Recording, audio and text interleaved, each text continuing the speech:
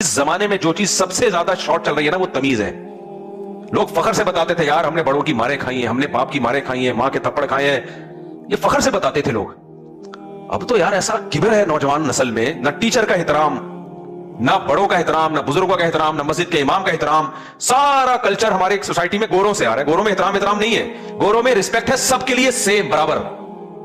जमशेद से भी उसी तरह मिलेंगे जैसे अपने फादर से मिल रहे हैं। जमशेद में और फादर में कोई फर्क? फादर से भी how are you father, nice to meet you, बस। और जमशेद आएगा तो भाई जमशेद से अलग मिलो। फादर जब आता है तो इंसान की बाजू झुक जाते हैं, निगाहें झुक जाती हैं। अब्बा के सामने ऊंची आवाज से बात नहीं करना है, तकिए पे टेक लगा, अब्बा सामने बेचारे ऐसे बैठे और ये टेक लगा पे टांगे फैला के बैठा हुआ है। मैं देख रहा हूं लड़कों को, नौजवानों को, यार ये तो बुरी चीज है यार। अब्बा है, थोड़ा सा तो हिले। मैं नहीं कह रहा टेक लगाना बंद कर दे, थोड़ा सा हिले, यूं यूं बस इतना हिले, अब्बा को पता चले मुझे थोड़ी सी इज्जत, थोड़ी सी भी दे दो। इस जमाने में बहुत है। अब्बा ने कौन सा अपने अब्बा, अस्तगफिरुल्लाह, यानी आप थोड़ी सी भी इज्जत दे दे। मैं कहने वाला था अब्बा ने कौन सा अपने अब्बा को दी होगी, लेकिन गलत हो जाएगा। तो थोड़ी सी रिस्पेक्ट दे दें, सही है।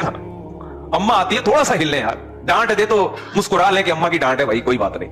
हर बात में ईंट का जवाब पत्थर से दे रहा है। मस्जिद का इमाम है यार, चलो जैसा भी है, थोड़ा सा आपसे तेज। पहले हमें याद है हमारी मस्जिद के इमाम साहब लड़कों को बुला, जरा लड़के सारे काम छोड़ के आ रहे होते थे यार। इमाम साहब ने बोला जा ऐसा कर, वो छेड़ने लेकर आ।